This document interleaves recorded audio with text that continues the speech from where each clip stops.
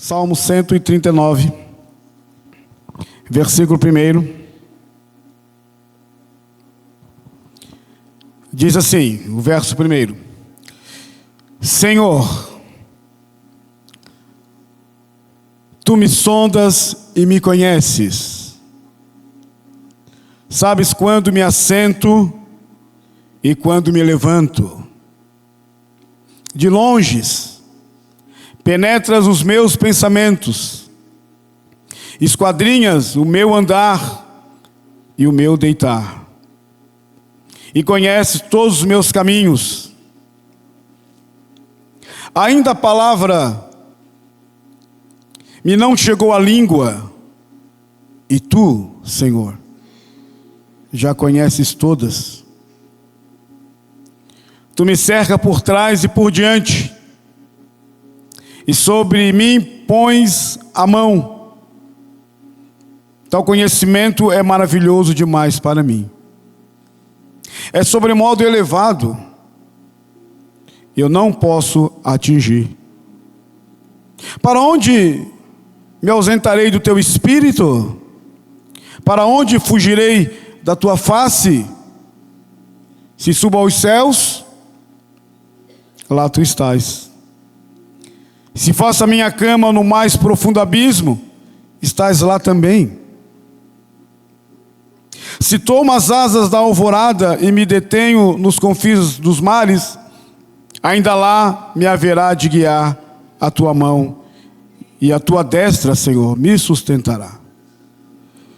Se eu digo, as trevas com efeito me encobrirão, e a luz ao redor de mim se fará noite, até as próprias trevas não te serão escuras. Pois Tu formastes o meu interior, Tu me teceste no seio da minha mãe, por isso graças Te dou. Visto que por modo assombrosamente maravilhoso Tu me formastes, e as Tuas obras são admiráveis, e a minha alma o sabe muito bem. Os meus ossos não te foram encobertos, quando no oculto fui formado e entretecido, como nas profundezas da terra.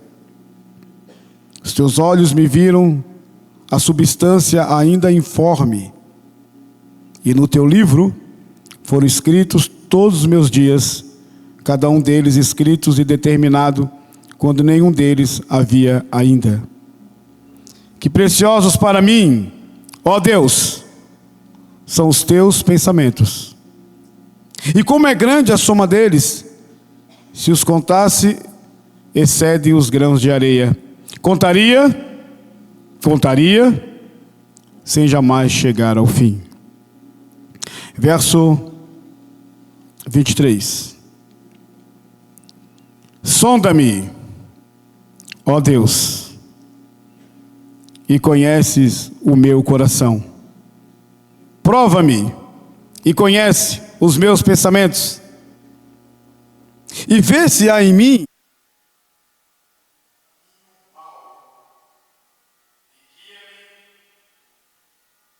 pela vereda eterna. Amém e amém. Queria que você fechasse seus olhos um pouquinho. Nós vamos orar em nome de Jesus. Todos que estão aqui, fiquem em pé um pouquinho. Em reverência à palavra do Senhor, ao Deus Todo-Poderoso que está aqui.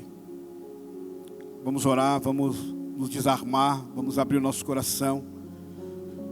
É um tempo que Deus está dando para mim e para você ouvir mais uma vez a sua palavra, sair daqui edificados, renovados, desafiados, para servir melhor o Senhor no nosso dia a dia, em nome de Jesus. Pai, nós Te louvamos, Te agradecemos por cada pessoa que entrou aqui neste lugar. Todos vieram porque o Senhor está aqui neste lugar. A Tua presença é sentida aqui, Senhor. Não só pelo nosso coração, pela volição, pela emoção, mas pela fé. Nós cremos que o Senhor está aqui nesse lugar. E por isso nós colocamos e entregamos tudo nas Tuas mãos, Senhor. Cada coração e cada vida que chegou aqui, Senhor, que essa palavra possa falar com todos que estão aqui neste lugar. Nós entregamos tudo nas Tuas mãos. É a nossa oração com fé, para a glória de Jesus. Todos digam amém, bem alto, amém, irmãos? Amém, queridos. Pode tomar assento em nome de Jesus. Eu fiz questão de ler o salmo todo. É um salmo longo, é um salmo educativo, e que às vezes nós precisamos, no culto público, abrir a palavra do Senhor, porque ela é a norteadora da nossa história, da nossa vida, e ler todo o texto, para a gente ter uma compreensão maior do que Deus quer ministrar ao nosso coração. E o Salmo 139 é um salmo que um versículo vai se ligando ao outro versículo, e por isso fiz questão de ler o texto todo. Alguém ficou chateado de eu ler o texto todo? Não. Se ficou, irmão, você pode voltar para sua casa, porque aqui é o lugar de ler a Bíblia, né? Não, estou brincando. Mas, irmãos, este é um dos salmos profundamente importante no campo dos saltérios. Como os irmãos bem sabem, na nossa Bíblia, seja ela na Bíblia hebraica ou na Bíblia a nossa, né, nós temos aí 150 salmos, né, que é os terrilis, os salmos. E ele mostra para nós, esse salmo aqui, essa grandeza de Deus diante da nossa fragilidade humana.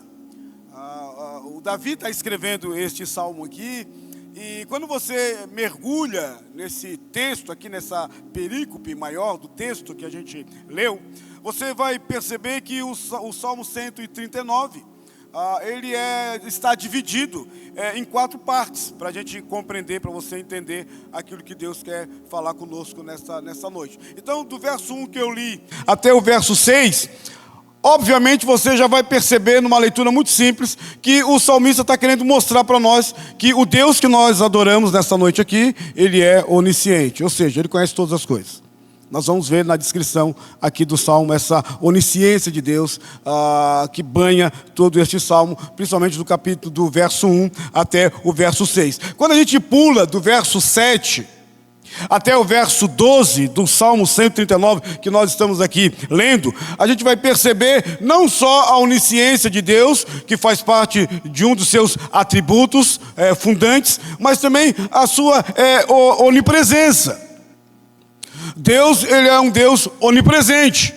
E o salmista vai mostrar isso com detalhes poéticos para nós, a importância de nós termos essa compreensão maior, de nós sairmos desse start humano e perceber que alguém transcende a mim e a você, né? Então o salmista do verso 7 ao verso 12, ele mostra a onipresença de Deus. Se do verso 1 ao 6 ele quer mostrar para nós a potencialidade desses atributos de Deus, que é a onisciência, do 7 até o 12, ele então nos joga para o outro caminho, que é a onipresença de Deus. Então nós estamos aí meio que espremido entre um Deus poderoso, entre um Deus que conhece você de trás para frente, de frente para trás, e entre um Deus que é onipresente. Ele está em todo lugar, não tem local que Deus não está. E aí, do verso 13 até o 18, ele mostra um outro atributo de Deus, que é essa onipotência de Deus. O poder de Deus criacional. Deus cria as coisas pelo poder da sua palavra, mas no Salmo 139, a gente vê Deus no ventre da mulher, e ali tecendo, e ali Deus trabalhando, ali Deus acompanhando todo o projeto gestacional do texto que mostra para nós. E por fim, do verso 19 e 21, por isso não quis ler esse texto, porque não é o foco meu aqui, que é um texto de imprecação, né? É um texto onde o salmista está chamando Deus para julgar aqueles que debocham de Deus, onde o salmista faz uma oração imprecatória. Vários salmos são salmos imprecatórios, salmo onde é invocada a justiça e a ira de Deus sobre a nossa displicência com Ele, né? Mas eu não vou tratar isso hoje. O que a gente vai tratar é a parte B da oração imprecatória, que é a oração onde ele volta ao verso 1. O verso 21 na verdade, o reflexo do verso 1 que a gente leu aqui, que começa com sonda-me. Ele começa no verso 1 do Salmo 139.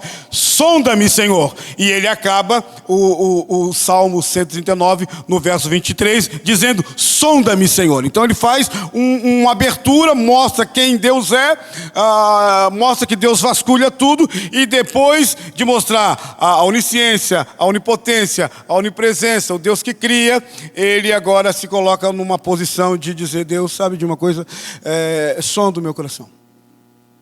E vê se há em mim algum caminho que não te agrada, alguma coisa que eu estou fazendo que talvez não agrade ao Senhor, que não glorifica o teu nome, que não te exalta. Então, sonda-me, Senhor, diz o salmista aqui. Então, na verdade, todos nós que estamos aqui, que lê um pouco de Bíblia, né, nós amamos este salmo e sempre lemos, e a gente medita e encontra nele conforto. Por quê? Porque Deus me conhece. No Salmo, o Salmo mostra para mim e para você, todos que estão aqui neste lugar, mostra para mim e para você que Deus me conhece, conhece você. Ou seja, eu e você não somos desconhecidos para Deus. Talvez nessa multidão que está aqui, grande, eu não conheça muitas pessoas aqui. Mas Deus conhece cada pessoa que entrou aqui neste lugar. Deus conhece os teus hematomas na alma, a tua dor, a tua crise, a tua dificuldade, os teus pensamentos. Deus conhece todas as coisas. Então, Deus me conhece. Essa é uma marca do Salmo 139. Eu não sou, por exemplo, um desconhecido para Deus. Alguém que Deus não conhece, que Deus desconhece dentro dessa magnitude esplêndida da sua onisciência. Não, eu não sou. Deus conhece tudo. Deus falou isso para Jó. Quando você estuda o livro de Jó, principalmente ali no capítulo 37, Deus se revela a Jó, mostrando Jó, eu sustento até os animais que estão lá naquele penhasco que você nem sabe que esses animais existem. Eu sustento todos eles. Jesus chega ao ponto de dizer, olhai para os lírios, o Senhor veste eles. Eles se vestem melhor do que o Salomão. Olhai para as aves do céu. Essas aves que a gente é incontável, você não consegue nem contar, você nem sabe que existe tantas espécies. E Jesus fala, o Senhor sustenta as aves do céu. Elas não plantam, elas não guardam em celeiros, coisíssima nenhuma. É Deus que sustenta tudo isso. Então Deus conhece tudo. Se Deus cria tudo, Ele também é o Deus da providência, que sustenta tudo dentro do seu poder. Então o salmista aqui, ele está falando para nós que Deus me conhece, eu e você, obviamente, né? E nós não somos desconhecidos de Deus. Outra coisa, mostra que Deus não está longe. Deus está próximo. Deus não é um Deus que está lá. Ele pode estar lá no seu trono do céu, mas Ele está aqui também. E isso é confortante para nós. E saber que Deus não está distante, longe, entre aquelas nuvens que ultrapassam esse céu, essa calota de céu que a gente vê. Porque quando a palavra céu aparece na Bíblia, Oranos, né? Ela vai tratar vários temas. O céu não é somente esse céu onde sai e cai a chuva, o raio se mostra para nós. Não é somente esse céu. Jesus fala para nós do céu de Deus. Então Deus não está somente lá no seu trono, na sua glória. Mas a Bíblia, texto, fala para nós que Deus está próximo de você que entrou aqui nessa noite. Você crê nisso, amém? Não? Você não está muito crendo nisso, né? Você não deu um amém muito alto. Amém, irmãos? Deus está aqui, né? E outra coisa, mostra o texto uma coisa muito interessante, porque mostra que eu e você, olha só, não somos fruto do acaso. Não, nós não somos fruto do acaso, ou de uma explosão, ou de algo que aconteceu a partir de algo que a gente não compreende, que alguns cientistas querem redefinir. Não, nós não somos fruto do acaso. Não, nós somos frutos da mão de um Deus que nos criou. Criou eu e você. Eu vou falar aqui. Do jeito que você é, foi Deus que criou assim. Então, nós não somos fruto do acaso, nós não somos um cisco, um poeiral no meio dessa aldeia global, de bilhões de pessoas, né? Desse planeta Terra que está mergulhado nesse universo, né? Extrapolante, de que se estuda, cada vez mais que se estuda, mais descobre a grandeza de tudo isso que Deus criou no poder da sua palavra. Então nós não somos fruto do acaso. E outra coisa, mostra que Deus não está somente no céu, Ele é aquele Deus que me guia e me protege. Ele guia e me protege, é o que o salmista está falando aqui, que nós vamos olhar um pouquinho. Presta atenção comigo, uma coisa. Quando você lê o Salmo 139, como a gente leu aqui, quando você percebe que o Salmo ele tem subdivisões para a gente ter uma compreensão maior de quem é Deus, verso 1 e tal, fala sobre a onisciência de Deus, ou seja, Deus conhece tudo. Deus ele está presente em todo lugar. Deus ele é criacional, ele é criador, ele é poderoso. Quando a gente olha esse Salmo, ele produz em nós, em você e em mim, se você depois tem a semana inteira para você ler esse Salmo, e se você ler com atenção, vai produzir em você duas coisas. Primeiro, um profundo senso de inadequação. Por quê? Porque eu estou lidando, ou melhor, eu estou adorando, eu estou servindo a um Deus que sabe tudo de mim. Talvez a tua esposa não sabe, talvez o teu marido não sabe, talvez a tua sogra não sabe, talvez o teu patrão não sabe, talvez o teu filho não sabe, os segredos mais agudos da nossa alma, os segredos mais agudos da nossa mente, mas Deus sabe todas as coisas. Então lidar com um Deus que tudo sabe, que para Ele a minha vida é como se fosse um data show aqui, está tudo escrito, Deus sabe todas as coisas, ele não está lá vasculhando alguma coisa de mim sem saber, tudo Ele sabe. Então isso tem que produzir em mim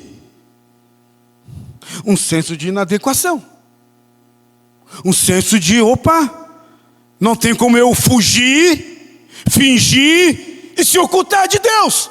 Eu posso fugir, fingir e se ocultar das pessoas, porque as pessoas estão presas no tempo e no espaço. Eu, Carlos, estou aqui, eu não estou em outro lugar, eu não posso estar em outro lugar. Isso não é um atributo humano e nem angelical. Isso é um atributo só de Deus, que está aqui em todo lugar. Então, eu, por exemplo, nesse senso de inadequação, faz eu compreender que Deus sabe de todas as coisas, sabe tudo de mim.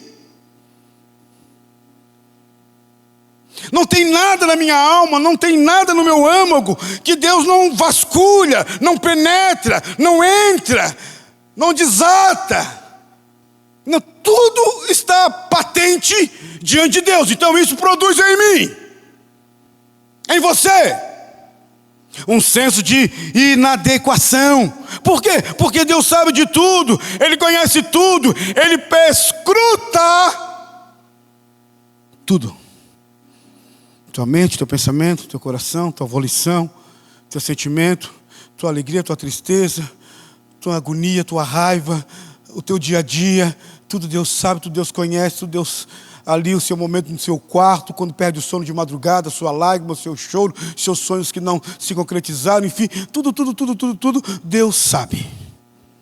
Ele tudo conhece. Então isso produz em mim um senso de inadequação e de atenção, porque se eu fizer alguma coisa equivocada da santidade de Deus, o pastor pode não saber, a minha esposa pode não saber, o meu filho pode não saber, o patrão pode não saber, mas Deus sabe tudo o que eu faço.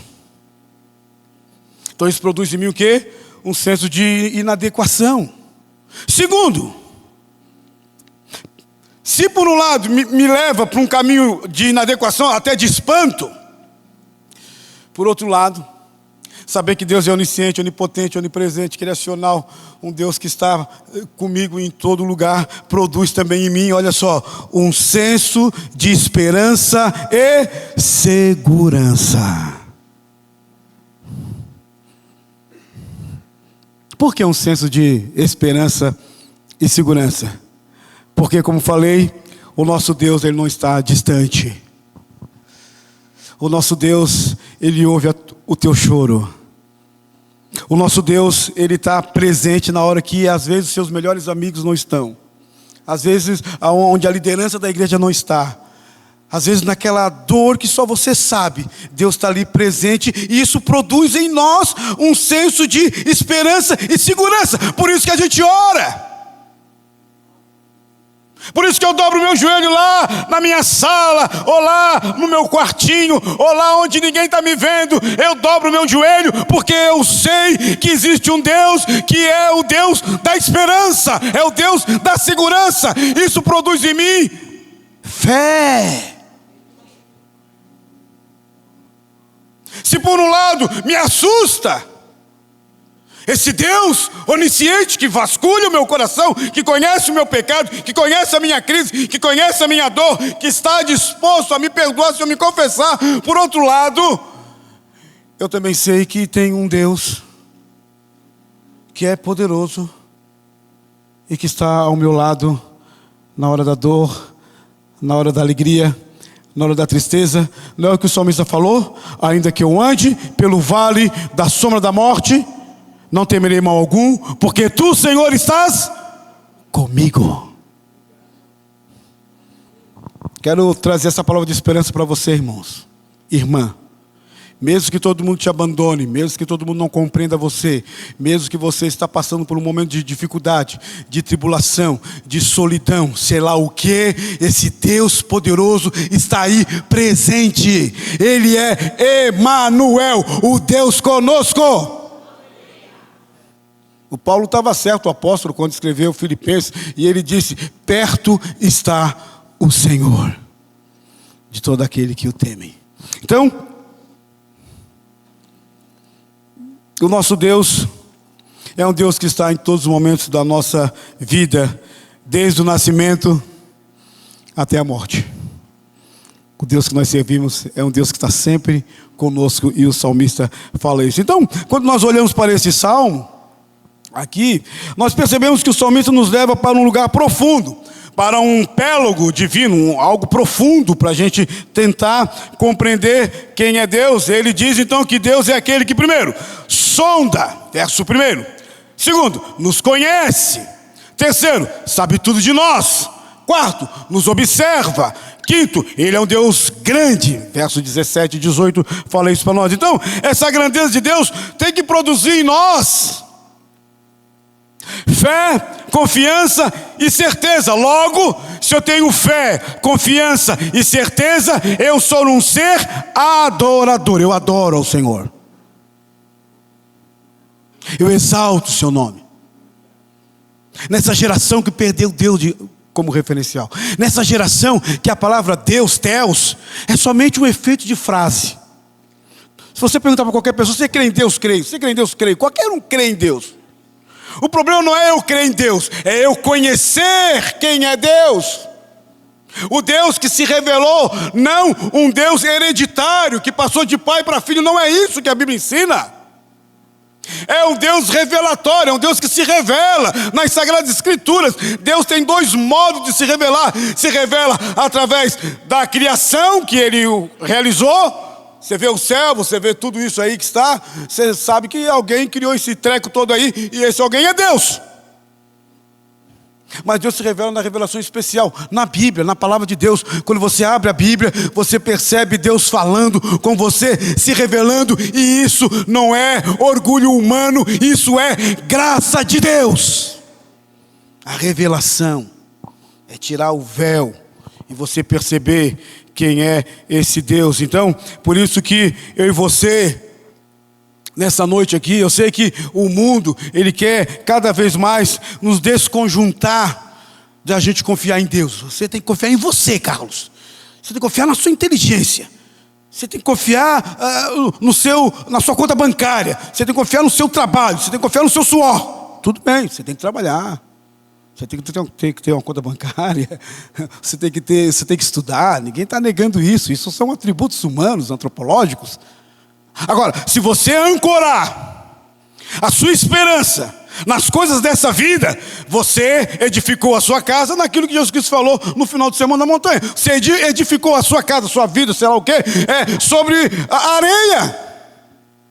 Você não colocou a sua casa sobre rocha, sobre um fundamento estruturante. Você edificou a sua casa sobre a areia da praia. Jesus estava lá na Galileia quando ele contou isso.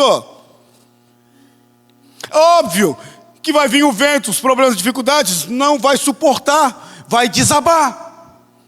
É por isso que muita gente, você vê, mas ele estava tão bem, daqui a pouco desabou tudo. Quebrou família, o filho está complicado, brigaçada. Mas o que aconteceu, meu Deus do céu? Estava tudo certo. Não estava tudo certo. Você edificou a sua casa, você edificou a sua alma, você edificou a sua família nas coisas dessa vida. E as coisas dessa vida passam. Lê o salmo mais antigo da Bíblia. Moisés falou, tudo passa.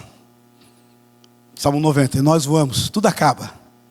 É como um conto ligeiro. Nossa vida é como um piscar de dedos. Tudo, quando você vê, tudo acabou.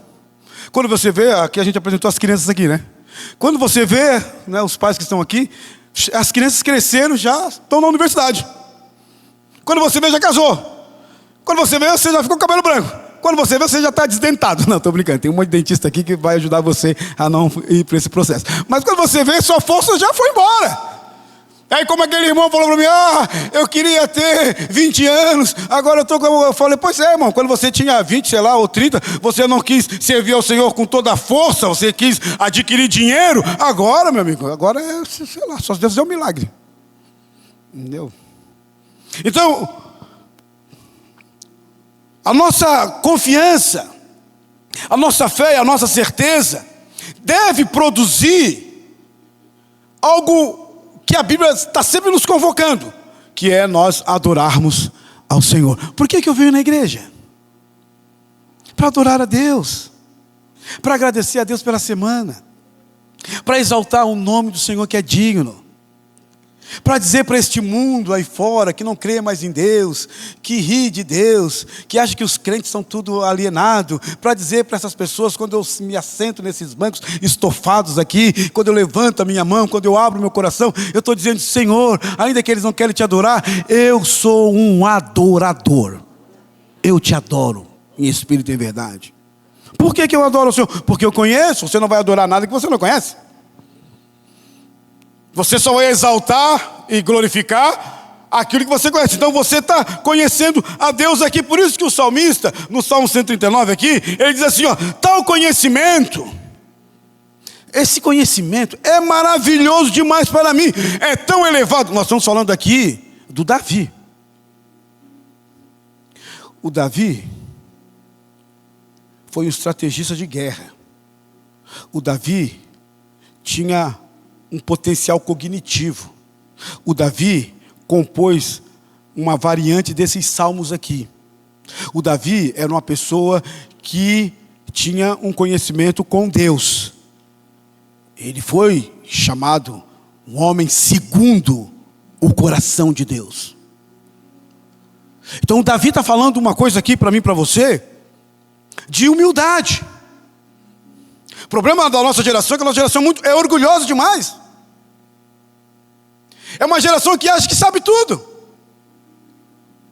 É uma geração que acha que ela aprendeu alguma coisa e agora ela já domina todos os aspectos cognitivos, intelectuais da vida. E não é assim. Nós temos que caminhar pelo caminho da humildade, ou seja, da dependência. Eu dependo de você, você depende de mim, e todos nós aqui dependemos de Deus. O Davi, ele está dizendo, tal conhecimento é maravilhoso demais para mim, é tão elevado que eu não posso atingir, disse ele. É tão elevado que eu não posso atingir. E aí ele começa no verso 1 a dizer, olha aí na sua Bíblia, ele diz assim, sonda-me, Senhor, sonda. A ideia de sondar aqui, eu acho, não sei se o Kleber está aqui, o Kleber filho do Romário, que é engenheiro, e o nosso irmão Beto está ali, lá da Pedreira. A ideia aqui, eles vão entender bem esse negócio, a ideia aqui é explorar uma rocha. Sonda-me é explorar, é escavar, é ir até o profundo. Essa é a ideia do salmista. Esse negócio de escavar, né? Esse negócio de explorar uma rocha, cavar. É assim que Deus faz. Quando o salmista aqui está dizendo assim, Senhor, tu me sondas, ou seja, tu vasculha, tu penetra, tu escava a minha vida.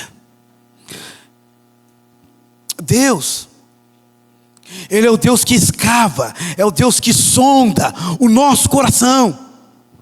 Aliás, uma redefinição de religiosidade seria mais ou menos assim: Deus só aceita adoração que provém não da religiosidade oca, vazia, sem sentido, mas Deus recebe adoração somente de um coração quebrantado e contrito.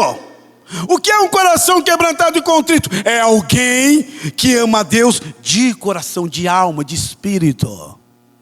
É por isso que, por exemplo, você vai ver dentro do movimento profético do Antigo Testamento, você vai perceber que várias vezes os profetas falaram para o povo de Deus: não adianta vocês rasgarem as vossas vestes.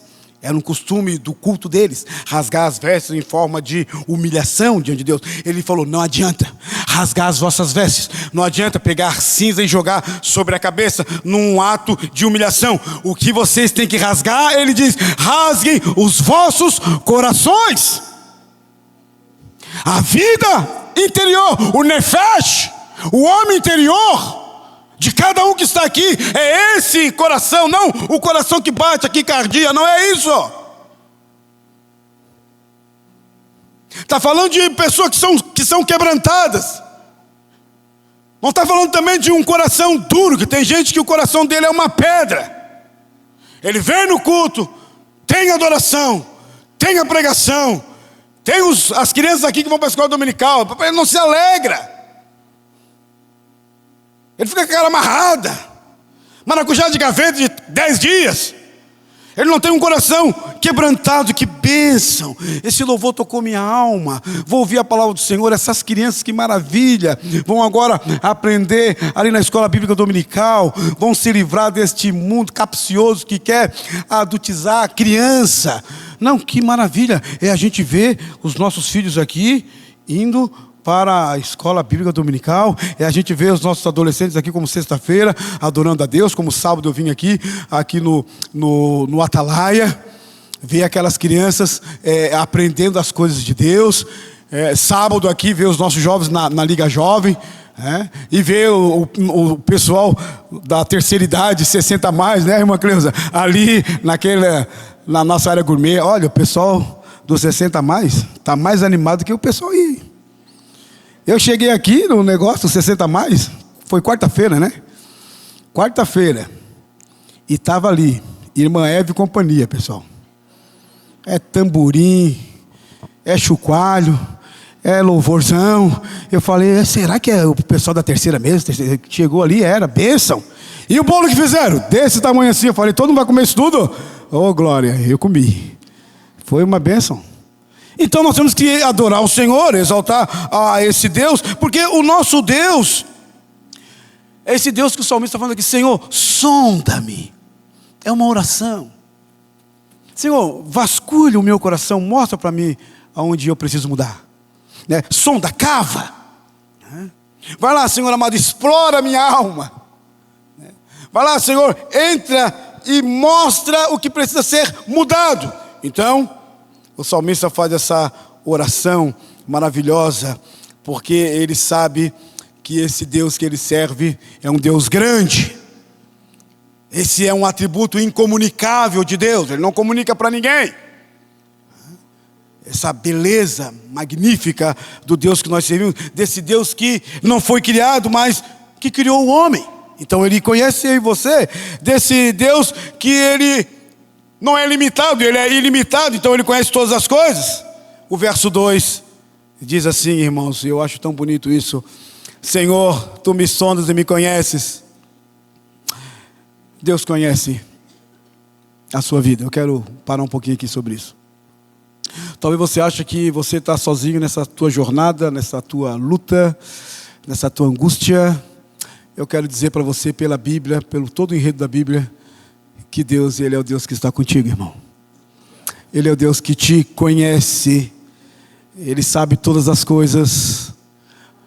Confia somente em Deus. Não se estriba no seu próprio entendimento, como diz o texto da palavra de Deus. Não.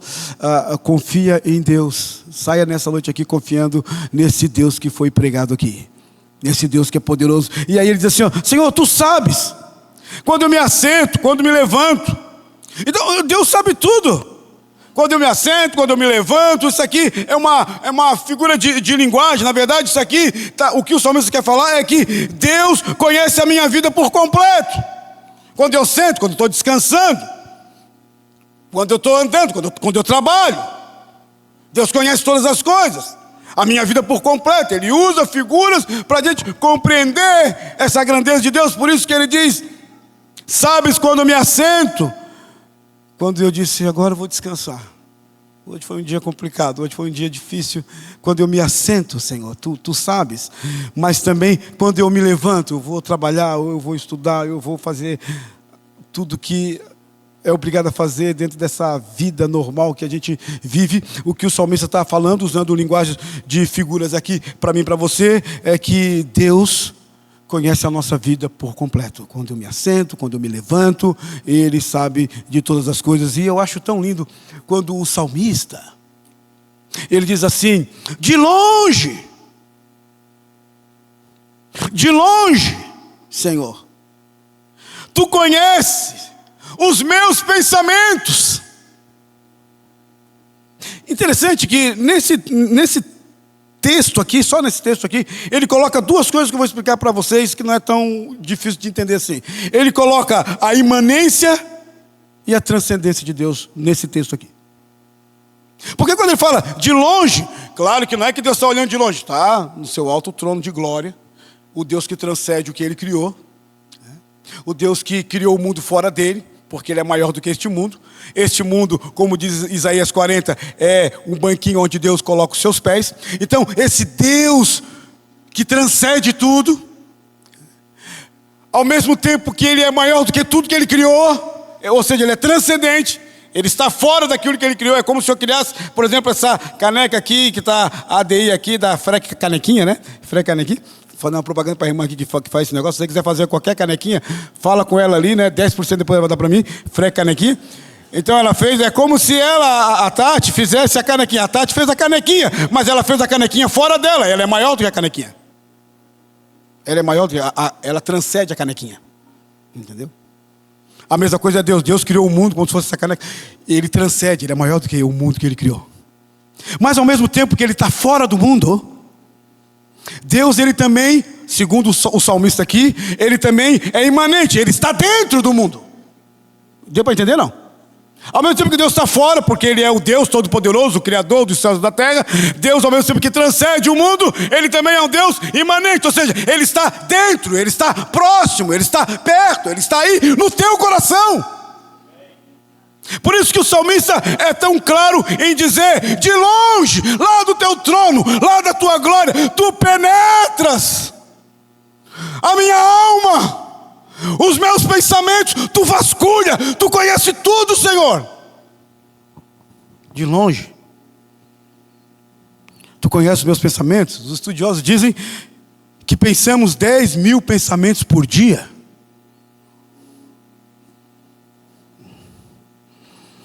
Somos um turbilhão de pensamentos.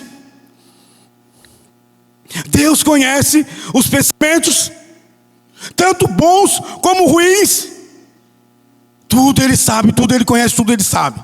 Ele esquadrinha. Ou seja, o que é esquadrinhar? Ele vai lá no profundo da minha alma, do meu coração. Então Deus conhece a minha vida.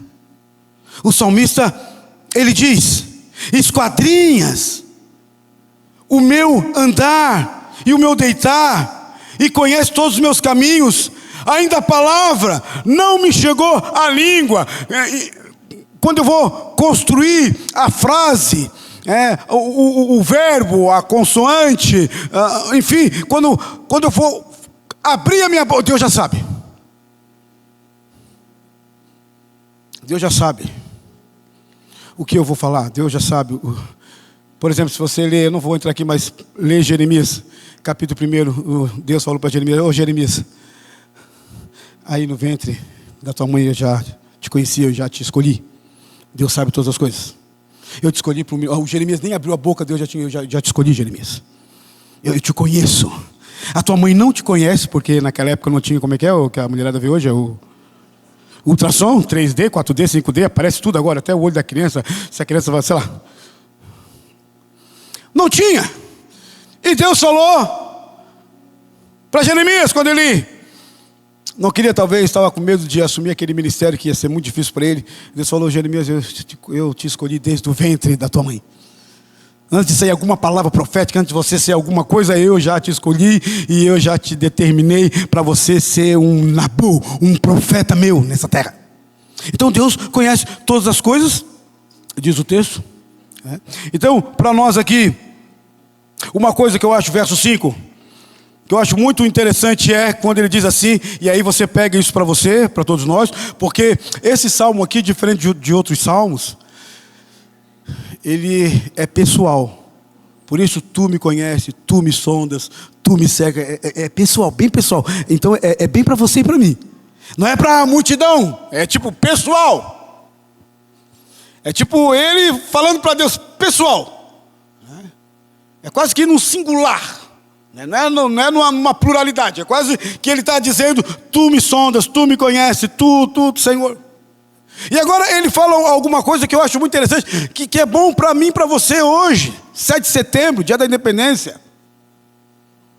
A gente pegar isso para nós, porque isso gera esperança, confiança, no meio da escuridão, no meio da noite. Porque o salmista, ele diz assim, algo interessante. Ele diz: Deus, tu me cerca. Olha aí que está no verso 5. Tu me cercas por trás e por diante. Ou seja, quem quer cercar aqui? É proteção. É como se fosse uma cerca. Você está aqui e Deus te cerca. Não foi o que o diabo falou para Deus sobre Jacó, sobre o Jó? Quando Deus falou para Satanás: viste lá meu servo Jó, homem temente, homem que se desvia do mal. E aí o diabo falou para Deus: claro, tu fez uma seba, é que está lá no texto, né? O que é seba? Tu cercou ele e derramaste bênçãos sobre a vida dele. Faz o seguinte: tira as bênçãos, para ver se ele não vai blasfemar contra ti. E o que aconteceu? Aconteceu que Jó adorou a Deus na bênção, Jó adorou a Deus na escassez, e Jó afirmou dizendo: bendito seja o nome do Senhor. Por que ele falou isso? Porque ele conclui dizendo: eu sei que o meu Redentor vive. Então você vai para o capítulo 42 de Jó, e você vê que aquele Redentor que ele tanto falou na miséria, agora abençoou ele muito e muito mais vezes do que ele era abençoado, até mesmo com muitos filhos. Então o texto fala que Deus nos cerca, que Deus nos ajuda. Tem até uma frase poética aqui, dizendo que Ele põe sobre nós a mão dEle. É um ato de gentileza, dizendo: Carlos, eu estou contigo nessa luta, eu estou contigo nessa vitória, eu te cerco.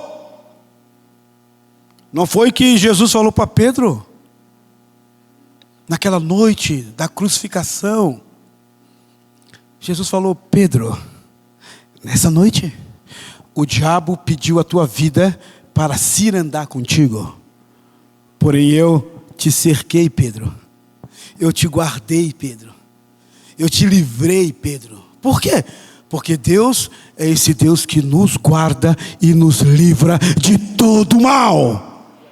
Você nem sabe, nem pode contabilizar só na eternidade em você, de tanta coisa que Deus já nos livrou. Que tanta coisa que Deus está do nosso lado e nos guarda, e nos ajuda, e nos protege. É esse Deus que o salmista aqui está falando. Isso aqui é convicção, isso aqui é certeza. É a gente acabar o culto aqui e aí, porque a igreja é como respirar, né? Então a gente se reúne tudo aqui, está todo mundo aqui reunido. Daqui a pouco, na hora que eu der o amém, expira. Aí todo mundo, um vai para sua casa, outro vai para outra cidade, amanhã para o seu serviço, a igreja se espalhou. Lá no seu serviço não tem adoração, não vai ter pregação como hoje, não vai ter nada. Lá você agora é o sal da terra, é a luz do mundo. Você é embaixador de Cristo, lá onde você está naquele lugar. Agora você tem que ir para lá com a nítida convicção e certeza que Deus está te cercando, te guardando, te ajudando, te livrando de todo mal. Que coloca a mão dele sobre os teus ombros no ato de gentileza celestial. Então, no verso 6, o salmista não tem outro caminho a não ser adorar a Deus como a gente adorou aqui. Ele disse: tal conhecimento, Senhor, é espetacular, é maravilhoso demais. Quem sou eu para o Senhor me sondar, para o Senhor me ajudar, para o Senhor me guardar? O Salmo 8 fala isso, né? O salmista fala, aquele pequeno Salmo 8, quem é o homem para que tu te lembres dele? Está lá no Salmo 8. Coroaste de bênção esse homem. Quem é esse homem? Um homem cheio de complicação. A gente é complicado, eu e você. E esse Deus maravilhoso é o Deus que nos cerca, nos guarda e nos ajuda. E aí, irmãos, o verso 12, 7:12, ele diz assim: para onde eu vou me fugir do teu espírito? Para onde eu vou me esconder de ti, Deus? Não quero ir mais no culto, me aborreci com o pessoal da igreja DI e tal, isso, aquilo outro, tal, ok. Mas para onde eu vou fugir do teu espírito? Para onde eu vou fugir de Deus? Ninguém foge de Deus. O primeiro a tentar isso foi Adão. O Adão pecou e se escondeu de Deus, lá em Gênesis capítulo 3. E Deus falou para Adão: Adão, Adão, onde é que tu estás?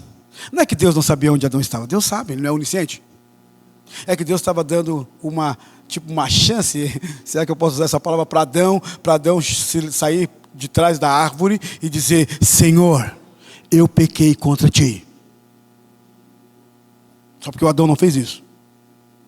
O Adão acusou. É muito fácil eu transferir o meu problema para a vida do outro. Foi o outro que causou isso. É muito fácil eu fazer essa transferência de problemas e dizer: eu estou assim por causa do fulano, eu estou assim por causa do Beltrano, eu estou assim por causa do ciclano. Foi o que o Adão fez. Ele disse: a mulher que tu me deu, foi ela o problema. Tipo assim, dizendo: o problema então foi tu, Senhor, porque foi tu que criou a mulher. Ele não reconheceu. Então ele tentou fugir de Deus. E Deus fala, Deus brada e diz: Adão, tira o Adão e coloca o seu nome. Onde é que tu estás? Como é que está a tua vida? Como é que está a tua adoração? Como é que está a tua generosidade? Como é que está a tua vida de santidade? A tua vida de leitura bíblica? A tua vida como marido? A tua vida como esposa? A tua vida como filho? A tua vida? Aonde tu estás? A gente pode se esconder. Ele tentou se esconder de Deus. Ele tentou fugir. Para onde o salmista fala aqui, né? Para onde, verso 7, me ausentarei do teu espírito, para onde fugirei da tua face? E aí ele começa a conjecturar. Ele diz assim: se eu subo aos céus, ok, para onde é que eu vou fugir de Deus? Vamos confabular, vamos pensar. Se eu subo aos céus, lá tu estás, Senhor. Ok, então Deus está no céu, então vamos mudar a rota. Quem fez isso? Jonas.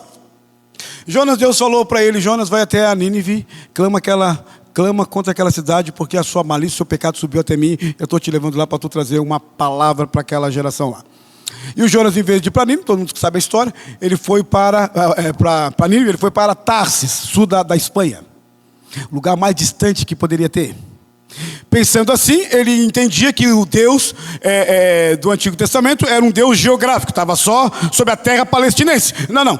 Então ele pega o navio mercante e ele vai para Tarsis.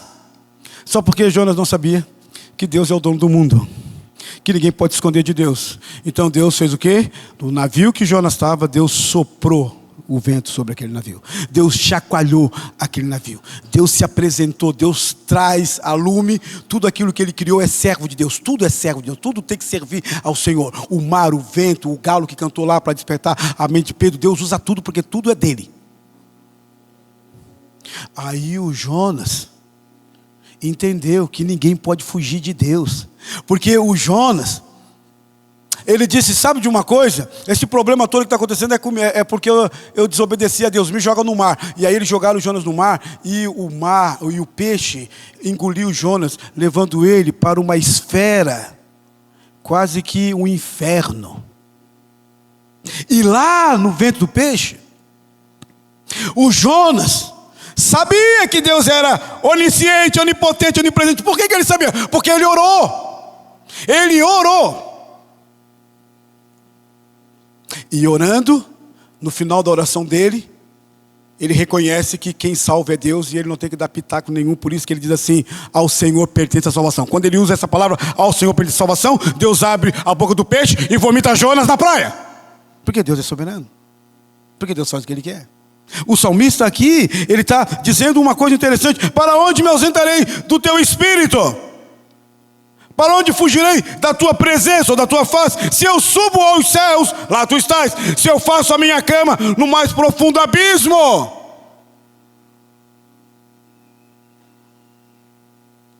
no Hades, como alguns dizem, no inferno.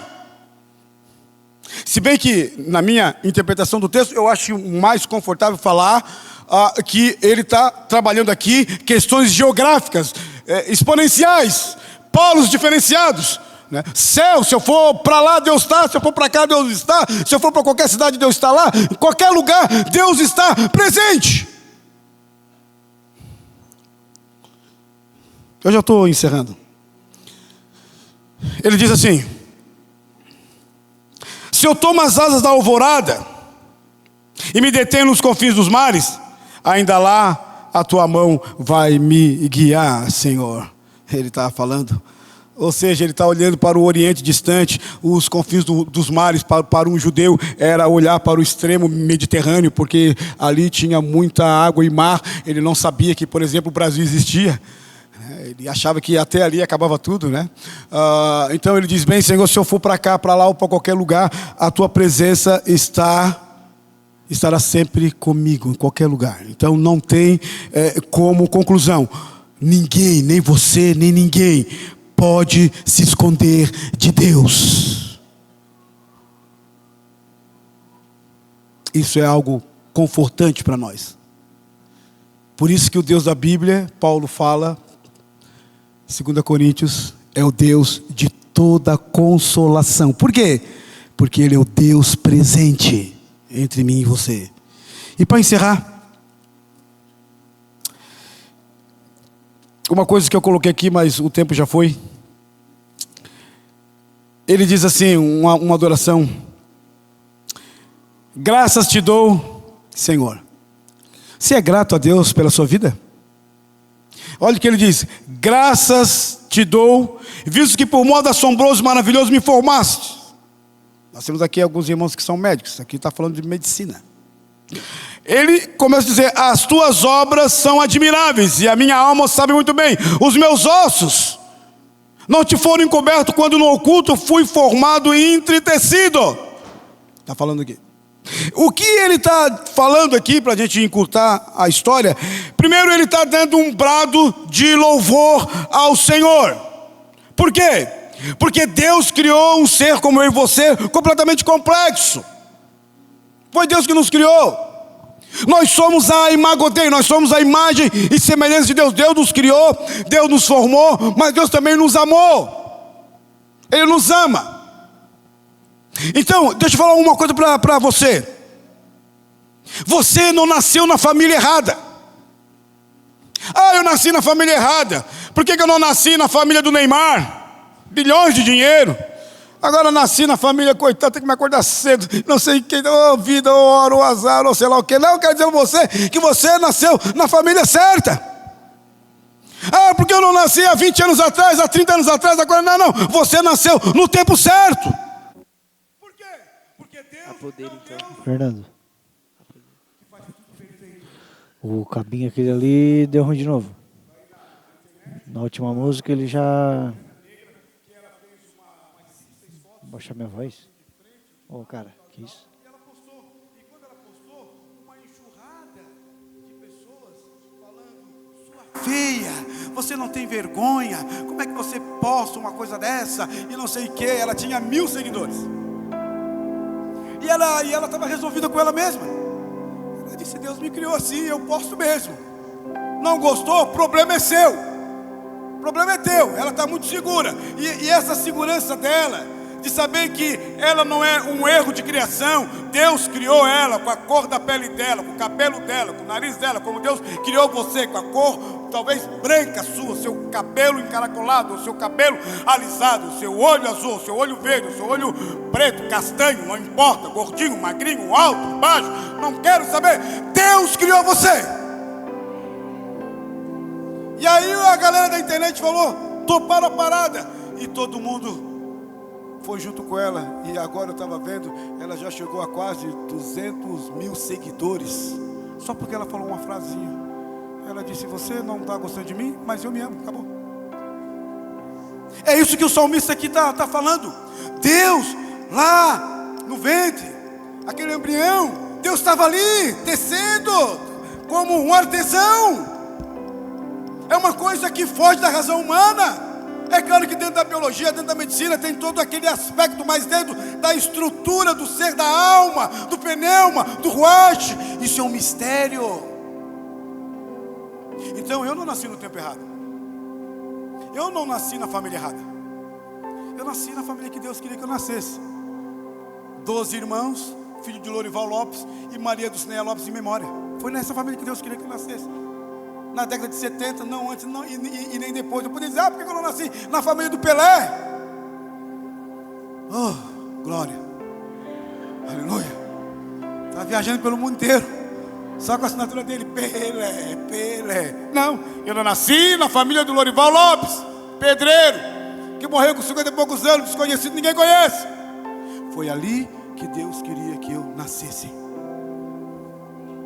Por isso que o salmista, ele diz assim: graças te dou, visto que por modo assombroso, maravilhoso, tu me formaste, Senhor. As tuas obras são admiráveis. E a minha alma sabe muito bem, os meus ossos não te foram encobertos, quando no ocultos, lá no ventre da mãe. Ninguém está vendo. Lá no oculto, tu me formou. Como nas profundezas da terra, aos teus olhos, os teus olhos me viram. Olha só, como eu falei do Jeremias: os teus olhos me viram. Deus te viu antes da tua mãe te ver. Deus já te viu. Já estava tudo certo. Diz o texto: os teus olhos me viram, a substância ainda informe. E no teu livro foram escritos todos os meus dias, cada um deles escrito e determinado, quando nenhum deles havia ainda. E aí ele acaba, e eu acabo também. Quão precioso para mim, ó Deus. Isso aqui é louvor, isso aqui é uma pessoa bem definida, bem resolvida. Quão precioso para mim, ó Deus, são os teus pensamentos, como é grande a soma deles. Aí ele acaba orando, dizendo: sonda-me, Senhor, e conhece o meu coração. Prova-me e vê se há em mim algum caminho mau, alguma coisa que não glorifica o teu nome, porque tu é tão maravilhoso, tu tem feito tanta coisa por mim, tu me cerca, tu coloca a tua mão no meu ombro, tu está comigo lá na dor, na luta, lá no céu, ou lá no lugar mais escuro, em qualquer lugar, a tua presença. Às vezes meu marido não está, minha mãe não está, meu avô não está, meu tio não está, pastor não está, ninguém está, mas Deus está. Ele acaba orando. 3 lições que a gente aprende aqui. Primeiro, consolo. O salmista mostra consolo para nós. Por quê? Porque não estamos sozinhos. Deus nos conhece e está conosco em todo lugar. Amém? Consolo. Segundo, identidade. Cada pessoa é uma criação miraculosa e intencional de Deus e cheio de dignidade. Todo mundo aqui, eu e você, temos que ter respeito, amor, porque todo mundo tem que ter dignidade. Quando você humilha alguém, você está pisando na imago Dei, na imagem que Deus realizou naquela pessoa. Então, o texto fala para nós consolo, porque Deus está conosco em todos os momentos. Identidade, cada pessoa é uma criação miraculosa, intencional. Intencional o que é? Deus teve a intenção de fazer, não é por acaso. Segundo, responsabilidade. Terceiro, responsabilidade. Por quê? Porque devemos conhecer a Deus e saber que Ele é santo, poderoso, onisciente, onipotente, onipresente, poderoso. Isso requer de mim o quê? Como igreja, requer de mim integridade e viver uma vida santa na presença do Senhor. Se eu sei que Ele é Deus poderoso, se eu sei que Ele é Deus que salva, se eu sei que Ele é Deus que me cerca, coloca a sua mão no meu ombro, enxuga as minhas lágrimas, está comigo na dor, na luta, na vitória, na bênção, sei lá. Então eu tenho consolo, eu tenho identidade, mas eu também tenho responsabilidade. Eu tenho que viver uma vida que glorifique o seu nome. Só lhe deu glória, somente a Deus toda a glória. Amém, irmãos?